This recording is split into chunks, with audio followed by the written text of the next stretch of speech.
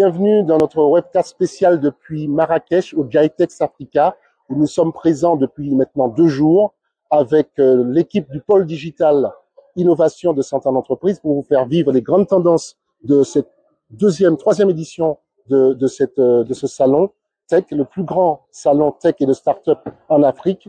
Nous allons vous faire découvrir les grandes tendances de cette troisième édition et surtout vous présenter quelques start-up qui portent des solutions innovantes en matière de santé numérique, avec Caleb Kapioko, fondateur et CEO d'Alliance Pharma du Burkina Faso, et enfin Kofi Agbetafia, CEO et fondateur de DoctiEyes du Togo. Nous avons notamment Mustapha Maradji de la start-up Sedalia, qui est une solution qui cartographie les pharmacies afin de permettre un meilleur accès sécurisé aux pharmacies, et Nasseli Zakaria, CEO d'Omnidoc, qui est une solution de gestion d'urgence connectée. Tous vont nous présenter leurs solutions, nous dire en quoi elles apportent des solutions aux défis qu'il faut relever en matière d'accès aux soins en Afrique. Sur le continent, on sait qu'aujourd'hui, la digitalisation des parcours de soins est une très forte tendance en plein essor.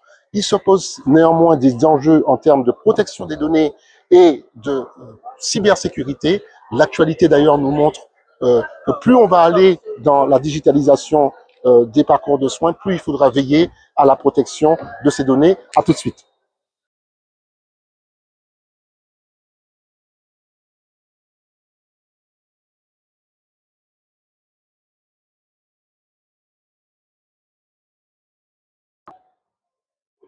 Bonjour à tous, je suis Caleb Kapioko, pharmacien au Burkina Faso, et je suis le promoteur de Alliance Pharma.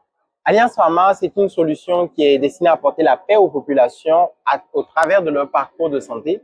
Nous allons aider les gens à avoir des informations critiques de santé, comme à travers un réseau de 200 pharmacies que nous allons interconnecter, de sorte à permettre à l'individu de savoir quelle est la bonne pharmacie ouverte qui a son médicament en un clic.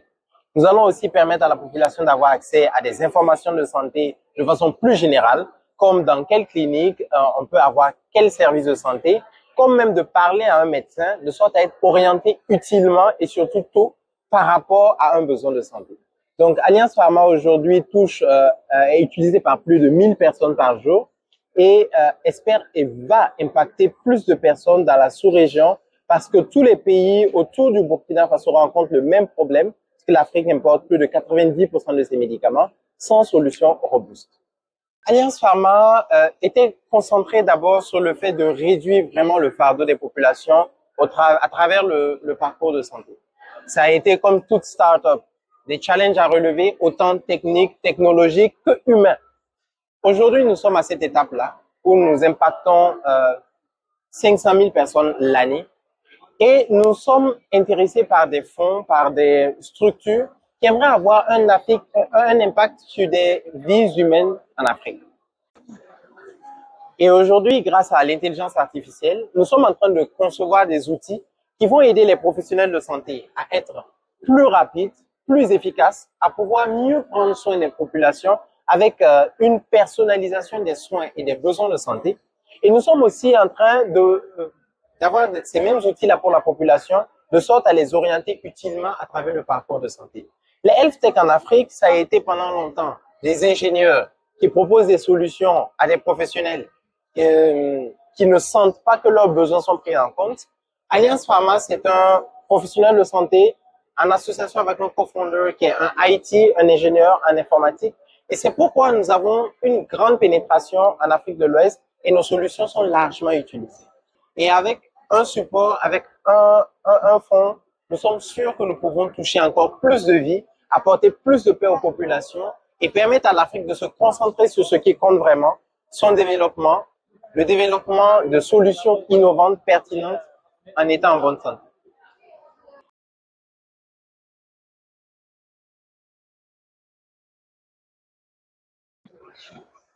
Bonjour, je suis Kofi Agbetafia et je suis cofondateur de DoctiEyes mutualisé. Je suis au JITEX en ce moment et c'est un plaisir de parler de DoctiEyes avec vous. Il faut dire que je suis quelqu'un qui a été marqué par des histoires dans le domaine de la santé qui se répètent d'année en année. Et à partir de 2014-2015, moi, j'ai décidé d'apporter une solution. Donc, la solution, c'est de permettre au système de santé d'avoir faire de meilleurs suivis pour les patients. Et de là, on a pu pivoter, il y a 1 an et demi, on a pivoté pour intégrer l'assurance maladie au suivi médical. Donc, nous avons pu créer une plateforme qui permet d'interconnecter les assurances, que ce soit une mutuelle de santé, une compagnie d'assurance, publique comme privée, une micro-assurance. Nous les connectons à tout leur réseau de prestataires de soins, que ce soit une pharmacie, un laboratoire, un centre de santé. Et le problème que nous voulons résoudre, c'est que lorsque on prend l'assurance classique où avec il n'y a pas de digitalisation, il n'y a que les papiers, il n'y a que les factures, le délai de remboursement des soins vers les prestataires de l'assurance maladie, vers les prestataires, ça prend énormément de temps. Et ça crispe les relations, ça crée un environnement anxiogène, conflictuel entre les prestataires de soins et l'assurance maladie. Mais parce que justement, lorsque les assurés viennent au centre, il faut remplir un feuille de soins en papier, il faut ensuite attendre un bout de temps, peut-être 1 semaine, 2 semaines, 1 mois, pour envoyer un lot de feuilles de soins au niveau de l'assurance, où le médecin conseil va venir faire le pointage et va essayer de faire le contrôle médical. Ceci prend beaucoup de temps aux assurances maladie. Ça fait que les centres de santé, le réseau de prestataires a du mal à recouvrer les fonds auprès de l'assurance maladie et à pouvoir faire face à ces charges à temps. Donc nous, on a digitalisé désormais tout le processus métier de la production et des prestataires de l'assurance maladie, des prestations de l'assurance maladie, ce qui permet de faire un contrôle médical par le médecin conseil de l'assurance maladie via nos plateformes en temps réel. En fin de journée, l'assurance maladie peut être en mesure de rembourser tout son réseau de prestataires de soins si elle le souhaite. Donc, comment ça se passe? Le patient vient à l'hôpital avec une carte à QR code que je vais vous montrer. Cette carte-là, le professionnel de santé va la scanner et avoir accès à son dossier médical et faire la digitalisation des soins. Et cette digitalisation est remontée automatiquement en temps réel auprès du médecin conseil de l'assurance maladie qui fait son arbitrage et qui donc ensuite pourra, en fin de journée, faire rembourser le prestataire de soins. Le patient, ensuite, une fois que la e-prescription est disponible sur son application et la e-analyse est disponible sur son application, il les envoie auprès des autres réseaux de prestataires de soins comme les pharmacies et les laboratoires. Et donc, il peut faire le paiement en tenant compte du tiers payant, en payant sa part assurée. Et ensuite, en fin de journée toujours, l'assurance sera en mesure de voir les flux de transactions et faire le remboursement par assureur. Et ça change tout. Ça change la face de l'assurance maladie aujourd'hui. On n'a plus à se plaindre parce que les remboursements sont tardifs. La solution est là et c'est DocITize mutualisé. Rejoignez-nous, on vous attend.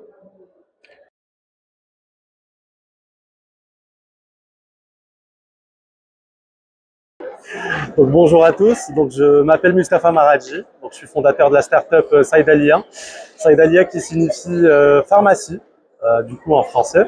Donc elle permet de géolocaliser toutes les pharmacies de garde en fonction de là où vous êtes, partout sur le territoire marocain.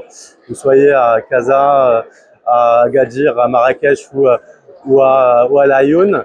Donc cette application, elle vous permet aussi d'avoir les informations sur les médicaments, le prix, et aussi de savoir si c'est des médicaments qui sont remboursables ou non par la sécurité sociale en partenariat avec évidemment avec l'ANAM. Vous avez aussi la possibilité de simuler votre ordonnance, donc le médecin vous communique en ayant le prix ou plutôt le montant global de votre de cette dernière. Donc ça vous permet aussi d'anticiper un petit peu le portefeuille avant de vous déplacer justement chez le médecin. Donc c'est une startup qui a été créée un peu moins d'1 an. Aujourd'hui, on a un peu plus de 70 000 téléchargements sur iOS et Android et un peu plus de 600 000 utilisateurs sur le web. Nous avons déjà signé des partenariats avec avec typiquement un grand groupe d'assurance dans lequel nous avons installé notre API dans leur application pour un peu plus de 3 millions d'assurés, ainsi que un partenariat avec un grand groupe pharmaceutique dans lequel nous mettons en avant de la promotion typiquement du market ou autre pour la promotion de leurs produits parapharmaceutiques. Donc ça c'est sur le côté, on va dire, ça c'est un volet, une partie du business model justement de notre activité. Donc voilà, grosso modo, c'est une solution qui est B2B2C, qui a été lancée avec un premier test au Maroc. Donc, nous avons été aussi contactés par des pays africains dans lesquels nous allons devoir la déployer aussi à l'échelle internationale, que ce soit en Afrique, en Europe, voire même ailleurs. Donc voilà, futur. Voilà, je vous remercie.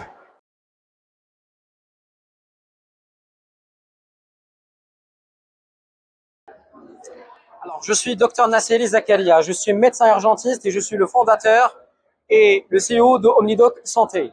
OmniDoc, c'est une plateforme d'ubérisation qui permet la connectivité entre les professionnels de la santé et les patients, afin d'agir et d'intervenir pour des missions d'urgence médicale. On répond parfaitement à une problématique qui est liée à avoir une ambulance à proximité, et on répond à une problématique qui est la mauvaise coordination entre les structures hospitalières et les intervenants ambulanciers, médecins urgentistes. Cette plateforme a permis une meilleure allocation des ressources, une optimisation de temps, une transparence sur le délai d'intervention et une optimisation de coûts. On travaille principalement avec des médecins urgentistes qui rejoignent la plateforme, et on travaille avec des ambulanciers qui rejoignent la plateforme pour une souscription. On réalise aussi des téléconsultations en ligne avec des médecins urgentistes et des médecins spécialistes. On travaille sur un modèle d'affaires très clair qui est principalement dédié aux entreprises sous forme des abonnements. On travaille avec les assurances et les assisteurs en forme B2B2C, qui permet de souscrire leur patientèle afin de profiter de nos prestations, nos services sur la plateforme OmniDoc Santé. Et on travaille aussi avec les particuliers qui souhaitent travailler et profiter de nos services en B2C, que ce soit de l'ambulance, le médecin d'urgence, ou de la téléconsultation, ou des soins infirmiers. Nous exigeons un niveau opérationnel trop élevé, avec des standards opérationnels qui sont stricts pour nos médecins et nos ambulanciers. On travaille avec une flotte propre à OmniDoc qui permet une connectivité et une accessibilité rapide. Donc maintenant, avec notre invité Kelly Hazan du cabinet Bird Bird, avec qui nous allons faire un débriefing de ce qu'il faut retenir des grands enjeux sur les aspects protection des données et cybersécurité, comme on l'a vu, qui constituent un vrai sujet d'actualité. Donc bonjour, Bonjour. Kelly, peux-tu tout d'abord te présenter? Oui, je suis avocate au sein du cabinet Bird Bird. Je suis spécialisée en protection des données à caractère personnel, cybersécurité et aussi on accompagne également nos entreprises dans le cadre de déploiement de solutions d'IA. Je suis aujourd'hui représentante du cabinet Bird Bird à Casablanca, donc au Maroc, spécialisée à la fois en droit européen, donc tout ce qui est RGPD, enfin toutes ces réglementations européennes, et également en droit marocain, protection des données personnelles et cybersécurité. Voilà. Très bien. Ben justement, qu'est-ce qu'on peut retenir des grands enjeux sur les aspects protection des données et cybersécurité dans l'actualité qu'on connaît notamment? Dans cette actualité aujourd'hui au Maroc, où on parle beaucoup de violation de données à caractère personnel, un vrai sujet, un besoin d'accompagner que ce soit des organismes privés et publics dans leur mise en conformité, mais également dans un aspect un peu plus technique de tests de cybersécurité, de tests d'intrusion réguliers pour éviter justement qu'il y ait des défauts de sécurité qui persistent et qui permettent ce type de violation de données à caractère personnel. Donc de manière générale, c'est vrai que ce sont des recommandations que l'on fait très souvent, mais dans la vie quotidienne de l'entreprise ou d'une organisation publique, il est parfois très compliqué de prendre le temps de faire des tests en interne de sécurité, voire même de se dire on se repose sur notre prestataire, parce que le prestataire est là aussi pour nous rappeler que tous les 3 mois, ou je ne sais pas quelle est la période qui qui a été décidé, qu'il faut absolument refaire des tests de sécurité.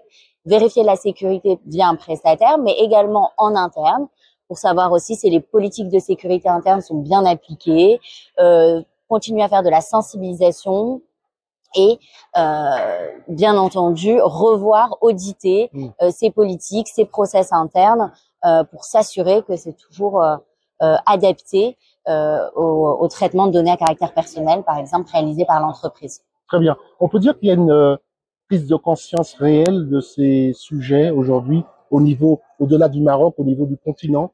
Qu'est-ce que ça donne en termes de, justement, de pays qui adoptent des lois sur ces sujets de protection des données?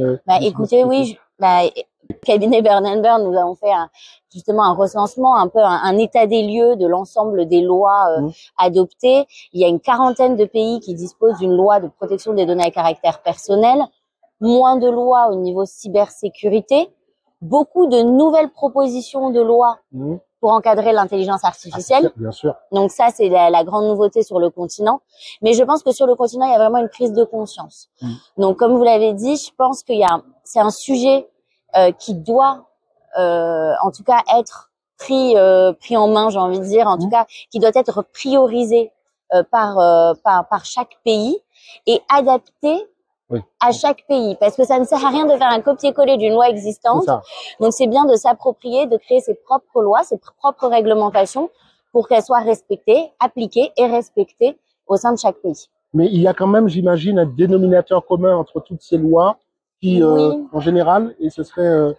alors, les grands principes de protection des données personnelles sur la proportionnalité, les finalités de traitement qui doivent être déterminées, qu'il y ait une base légale donc pour effectuer le traitement de données à caractère personnel. Cette base légale peut être le consentement ou le contrat entre le responsable de traitement, donc l'entreprise qui traite les données, et la personne concernée. Mais ces grands principes existent déjà. La notion de responsable de traitement, de sous-traitant de données à caractère personnel existe dans la plupart des pays.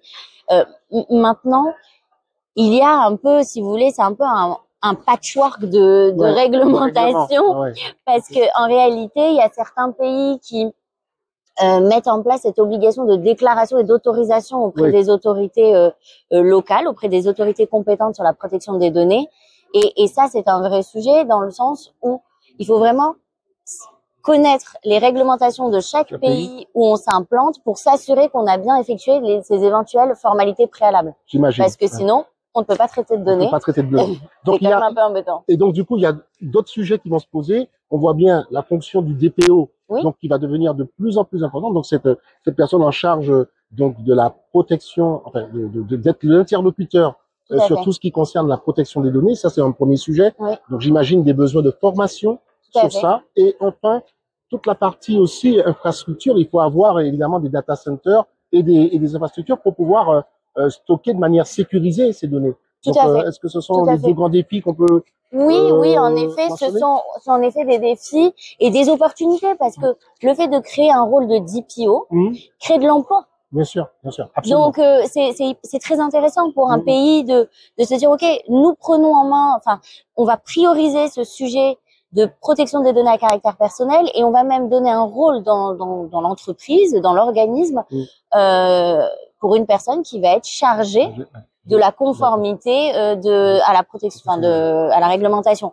Donc oui, moi je pense que c'est une belle opportunité. Il va y avoir aussi beaucoup de formation, comme vous avez dit, et ça, bon, bien sûr. Du conseil probablement. Du conseil, tout à fait.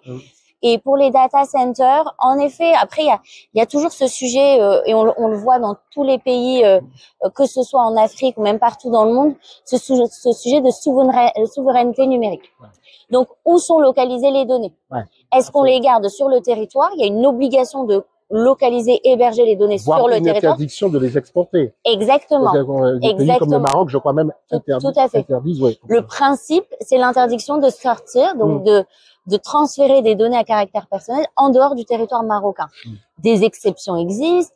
La CNDP, qui est l'autorité compétente de protection des données, a une liste de pays qu'elle a identifié comme ayant un niveau de protection adéquat, donc vers lesquels les données peuvent être transférées.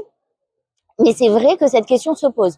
Et donc, quand on est, que ce soit un grand groupe ou même une start-up qui va venir s'implanter dans différents pays en Afrique, c'est en effet des questions qu'il faudra se poser. Très bien. Ben, je pense qu'on aura certainement l'occasion de se revoir pour suivre ce dossier qui est un processus maintenant, on va dire. Tout à fait. Et à très bientôt, Kelly. Merci d'avoir répondu à notre invitation. Avec grand plaisir. Merci beaucoup. À bientôt. Au revoir.